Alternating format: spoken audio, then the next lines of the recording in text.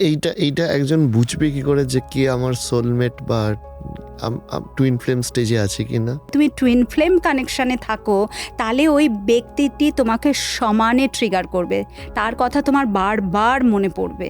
কারণ দুজনের তো একই না সব কিছু, কেউ কারুকে তো সহ্য করতে পারবে না, আবার কেউ কাউকে ছেড়ে থাকতেও পারবে না।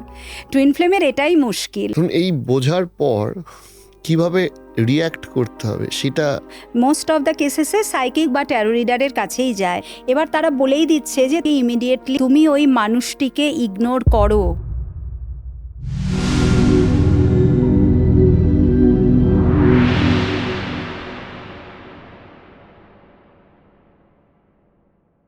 দেখুন, আগে আপনার যে পডকাস্টটা ছিল সেখানে মানুষের এত ইন্টারেস্ট এবং মানুষ এত কিছু জানতে চেয়েছেন যে আমার মনে হলো যে তার একটা দ্বিতীয় ভাগ আমরা করি এবং তার একটা এক্সটেন্ডেড একটা ভার্সন আমাদের খুব দরকার। তো সেইটা আজকে সেই জন্যই আমরা একটু আলোচনায় বসেছি। তা ম্যাটারটা হচ্ছে যে আপনার সাথে অফ দ্য ক্যামেরা আলোচনা হচ্ছিল এই যে বিভিন্ন ধরনের সম্পর্ক, সেটা হাজব্যান্ড ওয়াইফ হোক, মা ছেলে হোক, মা মেয়ে হোক, এই ধরনের সম্পর্কগুলো স্পিরিচুয়ালি কত রকমের হয় বলে আপনারা দেখেছেন? স্পিরিচুয়াল দিক থেকে যদি আমি দেখি তাহলে কিন্তু বলবো একমাত্র টুইন ফ্লেম জার্নিটাই কিন্তু স্পিরিচুয়াল কানেকশন।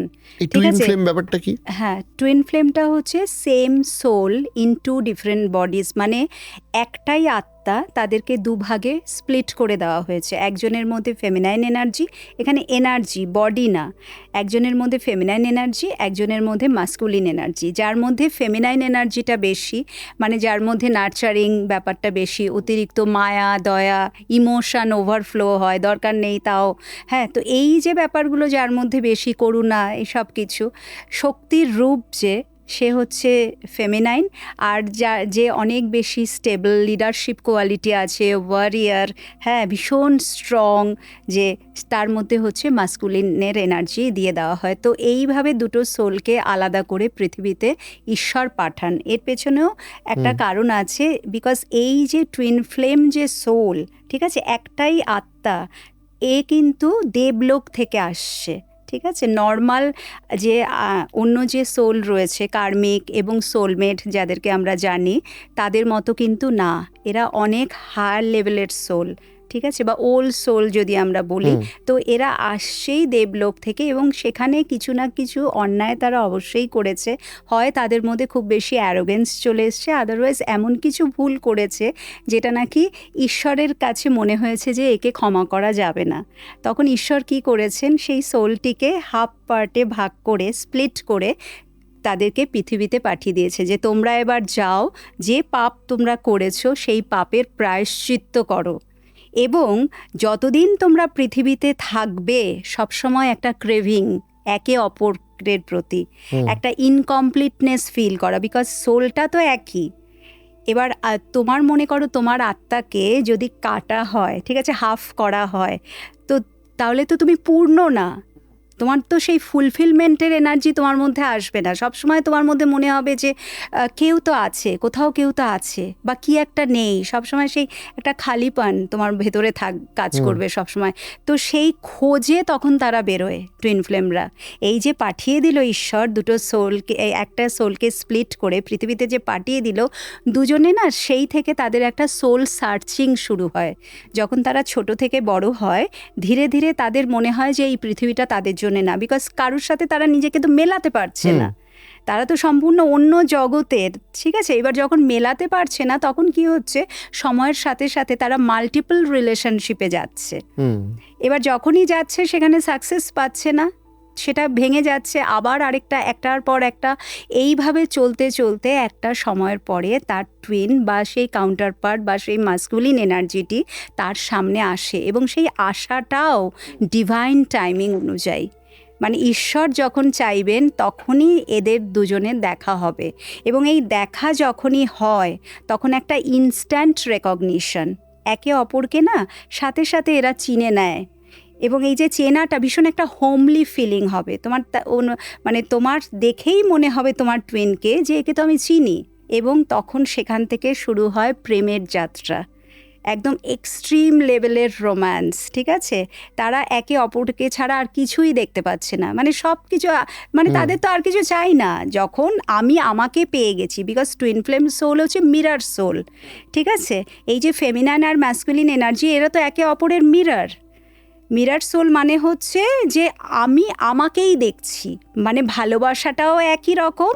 আমরা দুজনের প্রতি যখন রাগ করছি, রাগটাও সমান সমান। আমরা ঝগড়া করছি, ঝগড়াটাও সমান সমান, মানে লড়াইটা, মানে আমি কিছু বলছি আর আমার পার্টনার কিন্তু চুপ করে থাকবে না, সেও চিৎকার করবে। আমি যদি খুব জোরে করি, সেও, মানে সাংঘাতিক দুজনের মধ্যে কনফ্লিক্ট হয় যখন হয়। দুজনে যদি ফায়ার এলিমেন্টের হয়, মানে ও যদি ফায়ার হয়, এও ফায়ার হবে, ওর যদি ওয়াটার হয়, এও ওয়াটার হবে, ফলে নেচারটা তো একই হচ্ছে। মানে এইবার আপনি আমাকে বলুন যে এইটা কি শুধুমাত্র হাজব্যান্ড ওয়াইফের সম্পর্কের মধ্যেই হয়, না বিভিন্ন সম্পর্কের ক্ষেত্রে এটা হতে পারে? মানে এই টুইন ফ্লেম বা দুটো একই আত্মা দুটো শরীরে, সেটা কি শুধু হাজব্যান্ড ওয়াইফ সম্পর্কের মধ্যে দিয়ে আসতে পারে, না অন্য কোনো সম্পর্ক দিয়েও আসতে পারে? হাজব্যান্ড ওয়াইফ বলে না, মোস্ট অফ দ্য কেসেসে পার্টনারের সাথে হয়, ঠিক আছে? সবসময় যে বিয়ে করেই তোমার তার সাথে দেখা হবে, আফটার ম্যারেজ বা বিফোর ম্যারেজ তার সাথেই বিয়ে হবে, টুইন ফ্লেম জার্নি কিন্তু বিয়ের কথা বলে না। বিয়ে হতে পারে, সেটাও গডের ইচ্ছে অনুযায়ী। উনি যদি মনে করেন যে বিয়ের পরে এদেরকে সেপারেশনে ফেলা হবে, বিকজ টুইন ফ্লেম জার্নি হচ্ছে একটা হায়ার লেভেলের স্পিরিচুয়াল জার্নি, এটা কোনো রোম্যান্সের জার্নি না। তো সেটা তোমার আফটার ম্যারেজ হতে পারে, বা দুজনে এক জায়গায় এলো, তারা নিজেদের উপরে কাজ করলো, স্পিরিচুয়ালি নিজেদেরকে ডেভেলপ করলো, তারপরে ম্যারেজ হলো, সেটাও হতে পারে। বা এটাও হতে পারে শুধু দুজন আমরা একে অপরকে চিনি, কোনো বিয়ে হয়নি, ঠিক আছে? তো মোস্ট অফ দ্য কেসেসে পার্টনারের মধ্যে হয়। আর খুব কম এরকম দেখা যায় যে মা মেয়ের মধ্যে হচ্ছে, বা মা ছেলের মধ্যে হচ্ছে, বা দুই বন্ধুর মধ্যে হচ্ছে। মানে টুইন ফ্লেম যে শুধু পার্টনারের মধ্যেই হবে তা না, বাট 90% কেসেসে পার্টনারের মধ্যে হবে। বাকি ওই 10% হচ্ছে যে কোনো সম্পর্কে হবে। মানে যদি মা মেয়ের মধ্যে হয়, তো সেই পরিবারে রাত দিন মানে ঝামেলা অশান্তি লেগেই থাকবে, কারণ দুজনের তো একই না সব কিছু। কেউ কারুকে তো সহ্য করতে পারবে না, আবার কেউ কাউকে ছেড়ে থাকতেও পারবে না। টুইন ফ্লেমের এটাই মুশকিল। এইটা একজন বুঝবে কি করে যে কে আমার সোলমেট বা টুইন ফ্লেম স্টেজে আছে কি না? হ্যাঁ, যদি তোমার জীবনে এরকম কেউ আসে, এক নম্বর হচ্ছে যেটা আমি শুরু থেকে বারবার বললাম, ইনস্ট্যান্ট রেকগনিশন, একটা ডিপ কানেকশন ফিল হবে, মনে হবে যেন আমি তো এর অপেক্ষাতেই ছিলাম, একটা ম্যাগনেটিক অ্যাট্রাকশান। তুমি তার সাথে দেখা করার পরে বাড়ি চলে গেলে, রাত দিন তুমি বাড়ি চলে যাওয়ার পরেও তুমি কোনো কাজেই মন দিতে পারবে না, সবসময় তুমি তার কথাই ভাবতে থাকবে, কাজ ফাজ সব মাথায় উঠে গেছে, তখন রাত দিন সে কখন তাকে দেখবো, কখন তাকে কথা বলবো। এটা কিন্তু কোনো ফিজিক্যাল টাচের ব্যাপার না, শুধু একটা যদি তার ফোনে তার আওয়াজটা শুনি, সারা শরীরের মধ্যে শিহরণ জেগে উঠবে, হার্ট চক্রা একদম সাংঘাতিক ভাইব্রেশন অনেক হাই হয়ে যাবে, অনেক আরও তুমি মানে অ্যাট্রাকশন লেভেল অনেক হায়ার হতে থাকবে, এবং তুমি তাকে ছাড়া আর কিছুই ভাববে না। মানে তখন একটা না অদ্ভুত ক্রেভিং কাজ করে যে কতক্ষণে আবার কখন সকাল হবে, ওর সাথে আবার দেখা করব। তো এই যে ব্যাপারটা, এই যে একটা অদ্ভুত ধরনের অ্যাট্রাকশান, তারপরে সে যদি, হতেই পারে মানুষের কাজ থাকতেই পারে, সে ধরো তোমাকে একটু ইগনোর করেছে, মানে তুমি তাকে ফোন করছো, ফোনটা তুললো না, বা তুমি তাকে টেক্সট করছো, সে রিপ্লাই দিল না, ব্যাস তোমার ওখানেই হয়ে গেল। তুমি ওই দিনটা তো তোমার হয়েই গেল। তারপরে মানে তুমি কি করবে, তাকে 1000 মেসেজেস সেন্ড করবে, সমানে ফোন করেই যাবে যতক্ষণ না সে কলটা রিসিভ করছে, এবং সে কিন্তু কন্টিনিউয়াসলি তোমাকে ইগনোর করবে। এটাই হচ্ছে গডের নিয়ম, এইভাবেই জার্নিটা সেট করা আছে। এবং তখন তোমার মনে হবে যে ও আমার সাথে কেন এরম করছে, তাহলে তো এ আমার জন্যে নয়, ঠিক আছে? এ এসছিল কোনো, ঠিক আছে, আমার একটা হয়েছিল, ফিলিংস এসছিল, তো এর থেকে বেরিয়ে যাওয়াটাই ভালো, এ আমার জন্যে নয়। যখন এর আমার জন্যে এতটুকু সময় নেই, 24 ঘন্টার মধ্যে 5 মিনিট টাইমও নেই আমার সাথে কথা বলার, তাহলে আমার এই কানেকশানে থেকে লাভ কি? আমি এখান থেকে বেরিয়ে যাব, আমি মুভ অন করবো। তো সে তখন মুভ অন করার ডিসিশান নিচ্ছে, বাট ডিসিশান নিচ্ছে ওই পর্যন্তই, পর মুহূর্তেই ওই দিক থেকে কল চলে আসছে, সাথে সাথে কানেকশান হয়ে যাচ্ছে, আবার সে ডুবে যাচ্ছে, আবার ওই সেম রিপিটেশান হচ্ছে, মানে অন অ্যান্ড অফ চলতে থাকছে। যতবার সে ডিসিশান নিচ্ছে যে আমি মুভ অন করবো, আমাকে মুভ অন করতেই হবে, এবং এখানে আমি যে বলছি কানেকশান হচ্ছে সবসময় যে কানেকশান হয় তা না। ধরো আমি মানে একদম ডিসাইড করে নিচ্ছি যে আর আমি কাল থেকে ওর কথা ভাববই না, আমি সম্পূর্ণ অন্য কারোর সাথে এবার নতুন জীবন শুরু করব। আমি বাড়িতে বলে দিই তোমরা আমার জন্য ছেলে দেখো বা মেয়ে দেখো, আমার লাইফে কেউ নেই, বলে দিলাম, ব্যাস ওই পর্যন্তই। বাট আমি পারছি না।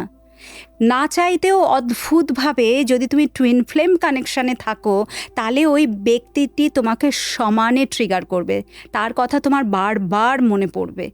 ওই যে প্রথম দেখা, কি কথা হয়েছিল যখন তোমরা একসাথে ছিলে, ওই জিনিসগুলো ব্যাক অফ দ্য মাইন্ডে চলতে থাকবে এবং কোনো না কোনোভাবে তুমি চাইছো বেরোতে পারবে না। তখন এই যে যখন এই রকম সিচুয়েশান ক্রিয়েট হয়, এই সময়ে তুমি এঞ্জেল নাম্বার দেখবে যদি তুমি টুইন ফ্লেম জার্নিতে থাকো। এবং এঞ্জেল নাম্বার একটা না, 111, 222, 333, 444, 10, মানে বিভিন্ন জায়গায় বিভিন্ন জায়গায়। এবং আমি ওই যে বলছি না, একটাই এঞ্জেল নাম্বার না, যত এঞ্জেল নাম্বার আছে সব নাম্বারগুলো তোমাকে যেন খালি তাড়া করে বেড়াচ্ছে। যেখানেই তুমি যাচ্ছ এঞ্জেল নাম্বার দেখতে পাচ্ছ। তোমার ইউটিউবে টুইন ফ্লেম রিলেটেড ভিডিও আসতে থাকবে যেখানে নাকি এই কানেকশানগুলো নিয়ে বলছে যে এই ধরনের কানেকশান এই হয়, ডিভাইন ফেমিনাইন এরকম হবে, মাস্কুলিন এরকম হবে, এই রকম স্টেজেস চলতে। তখন ক্লিক করবে যে আরে এটা এখানে যা বলছে এ তো আমার সাথে মিলে যাচ্ছে, তাহলে আমি কি এরকম কোনো জার্নিতে আছি? আমাকে তো এটা জানতে হবে। আমি তো চাইছি এখান থেকে বেরোতে, আমি কেন বেরোতে পারছি না? কেন যে লোকটা আমাকে এতটাই ইগনোর করছে, আমি কেন তাকে ছাড়তে পারছি না? সে তো দিব্যি আমাকে ছেড়ে আছে, আমি কেন তাকে ভুলতে পারছি না? আমি কেন ইজিলি অন্য কানেকশানে, মানে সে চেষ্টাও করছে, এরকমও দেখা গেছে অন্য আরেকজনকে সে তার প্রতি ইন্টারেস্ট দেখাচ্ছে, মেলামেশা করছে, বাট আলটিমেটলি ওখানে কিছু হচ্ছেই না। মানে সে ধরো দুজনে কোথাও ক্যাফেতে গেছে, দুজনে মানে কফি নিয়ে বসেছে, গল্পই করছে, কিন্তু পেছনে সাবকনসিয়াসে ওই ব্যক্তিটি চলছে। এবার আরেকটা কথা বলুন, যে আপনি যেটা বললেন এটা তো ফার্স্ট স্টেপ। একদম। ধরুন এই বোঝার পর কিভাবে রিয়্যাক্ট করতে হবে সেটা। হ্যাঁ, এখানে হচ্ছে যে বোঝার পর যে রিয়্যাক্ট করা, তার আগে জানতে হবে যে টুইন ফ্লেম জার্নিতে কি কি স্টেজেস আছে। হ্যাঁ, এটা যদি কেউ জেনে যায়, মানে ধরো এই যে আমি বললাম না যে কেন আমার সাথেই এরকম হচ্ছে, কেন আমি মুভ অন করতে পারছি না, তখন তারা কি করে, যে কোনো ট্যারো রিডারের কাছে যায় বা কোনো সাইকিকের কাছে যায় বা কোনো অ্যাস্ট্রোলজার, যাই হোক না কেন, মোস্ট অফ দ্য কেসেসে সাইকিক বা ট্যারো রিডারের কাছেই যায় যে ম্যাম একটু বলুন বা স্যার আপনি একটু বলুন আমার সাথে এরম হচ্ছে, কেন এরম হচ্ছে। তো তখন তারা সব কিছু দেখে, ঠিক আছে, এনার্জি চেক করে তারা বলে যে তুমি এই জার্নিতে আছো। এবার যখনই তারা বলছে তুমি এই জার্নিতে আছো, তাদের ওখানেই কাজ শেষ হয়ে যাচ্ছে না। এবার তারা বলেই দিচ্ছে যে তোমাকে ইমিডিয়েটলি ইনার ওয়ার্ক স্টার্ট করতে হবে, বিকজ এটা স্পিরিচুয়াল জার্নি। তুমি ওই মানুষটিকে ইগনোর করো, ওকে আর তুমি কোনো কল করা বা কোনো মেসেজ সেন্ড করা বা ও যে তোমার সাথে কন্ট্যাক্ট করছে না সেটা নিয়ে ভাবা, এই সবগুলো থেকে তুমি বেরোতে হবে তোমাকে। ওকে ওর মতো ছেড়ে দাও, তুমি তোমার স্পিরিচুয়াল জার্নি স্টার্ট করো, দ্যাট ইজ ইনার ওয়ার্ক। তো সে তখন গাইড করছে এবং তার গাইডেন্স যদি কেউ ফলো করে, কেউ যদি সত্যিই ইনার ওয়ার্ক করে, তারপরে ধীরে ধীরে ধীরে ধীরে তার ভেতরের ইনার ওয়ার্ক মানে হচ্ছে চক্র ব্যালেন্সিং এবং আদার স্পিরিচুয়াল অ্যাক্টিভিটিসও আছে, যেখানে আমি যেরকম ইনার ওয়ার্ক করাই, যারা টুইন ফ্লেম জার্নিতে আছেন তাদেরকে আমি চক্রের দিকটাও যেমন করাই, ওটা মেন পার্ট, এবং তার সাথে এঞ্জেল, বিকজ এঞ্জেলরা আমাদেরকে ভীষণভাবে গাইড করেন এই জার্নিতে, যে কীভাবে তুমি এগোবে, আগে কি হতে চলেছে, সব কিছু এঞ্জেল তোমাকে বলে দেবে। এতটাই মানে ক্লিয়ার মেসেজ পাওয়া যায়। তো এইভাবে যদি কেউ চলে, তাহলে আলটিমেটলি কিন্তু তার সেই মানুষটির সাথে ডিভাইন টাইমিংয়ে দেখা গেছে যে কানেকশান হচ্ছে। রিউনিয়ন হচ্ছে কিনা এটা গডের ওপরে, পার্মানেন্ট রিউনিয়ন বা হারমোনিয়াস রিউনিয়ন হচ্ছে কিনা বা হবে কিনা এই লাইফ টাইমে, সেটা গডের ওপরে। বাট দেখা যায় যে তারা মোটামুটি মিলেমিশে এক জায়গায় থাকতে পারছে, কানেকশানটা আবার বিল্ড আপ হচ্ছে।